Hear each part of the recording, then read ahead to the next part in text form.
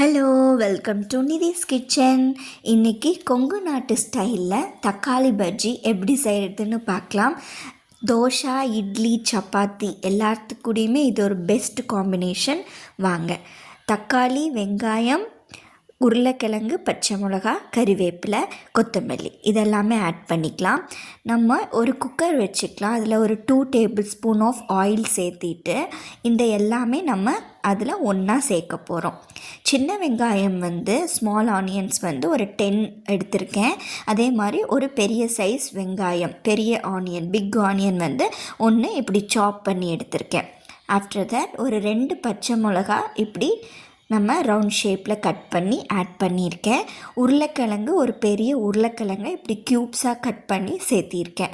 இது கூட பீர்க்கங்காயும் சேர்த்துவாங்க. எங்கள் வீட்டில் இன்றைக்கி இல்லை, உங்கள் வீட்டில் இருந்தால் நீங்கள் இதை ஆட் பண்ணிக்கோங்க. மெயின் இன்க்ரீடியண்ட்டே இன்றைக்கி டொமேட்டோ தான். டொமேட்டோ ஒரு 4 பெரிய சைஸ் டொமேட்டோ, பழுத்த டொமேட்டோவை இப்படி நான் சீட்ஸ் எல்லாம் எடுத்து ஆட் பண்ணியிருக்கேன். இது எல்லாமே நம்ம ஒன்றா போட்டுட்டு இப்படி இலக்கி விட்டுக்கலாம். ஒரு இலக்கி விட்டதுக்கப்புறமா ஒரு ஹேண்ட்ஃபுல் ஆஃப் கொத்தமல்லி இலை இது சேர்த்திட்டு இதையுமே நம்ம ஒரு இலக்கி விட்டுக்கலாம். இதுக்கு தேவையான ஸ்பைஸ் பவுடர்ஸ் பார்த்திங்கன்னா டர்மரிக் பவுடர் கொஞ்சமாக ஆட் பண்ணியிருக்கேன். ஆஃப்டர் தட் காரத்துக்கு தேவையான ரெட் சில்லி பவுடர், காரமான மிளகாப்பொடி ஆட் பண்ணியிருக்கேன். எங்கள் வீட்டு ஸ்டைலில் நாங்கள் கொஞ்சமாக சாம்பார் தூள் ஆட் பண்ணுவோம். சாம்பார் பவுடர், சக்தி சாம்பார் பவுடர் தான் இதில் ஒரு teaspoon of Sakthi sambar powder add பண்ணியிருக்கேன். இதை ஆட் பண்ணி நீங்கள் கொஞ்சம் ட்ரை பண்ணி பாருங்கள். அது ரொம்ப டேஸ்ட்டாக இருக்கும். ட்ரை பண்ணி பார்த்துருந்தீங்க அப்படின்னா கமெண்ட்டில் சொல்லுங்கள், தம்ஸ் அப் கொடுங்க. தக்காளி, வெங்காயமெல்லாம் வேகிறதுக்காக ஒரு கிளாஸ் ஆஃப் வாட்டர் ஆட் பண்ணியிருக்கேன்.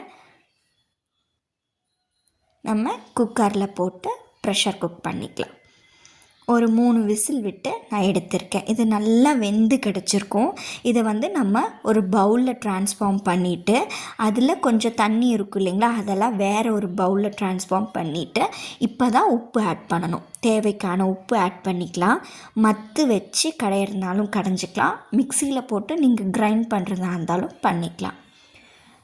இதுக்கு தேவையானது இன்றைக்கி கோகோனட் ஆயில். நான் கோகோனட் ஆயில் வச்சு தான் நான் இதை தாளிக்க போகிறேன். இதுக்கு கொஞ்சமாக கடுகு ஆட் பண்ணி பொட்டிச்சு எடுத்ததுக்கப்புறமா வரமிளகாய், கறிவேப்பிலை இதெல்லாமே நம்ம பொரிஞ்சதுக்கப்புறமா இதில் ஆட் பண்ணிக்கலாம்.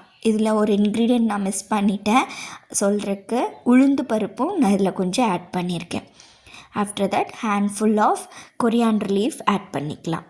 ரொம்ப டேஸ்டியான ஒரு டிஷ்ஷு, குயிக்காக செஞ்சிடலாம். இது ட்ரை பண்ணி பாருங்கள். உங்களுக்கு பிடிச்சிருந்தா என்னோடய வீடியோஸை சப்ஸ்கிரைப் பண்ணுங்கள், லைக் பண்ணுங்கள், ஷேர் பண்ணுங்கள், கமெண்ட் பண்ண மறந்துடாதீங்க. Thank you and bye.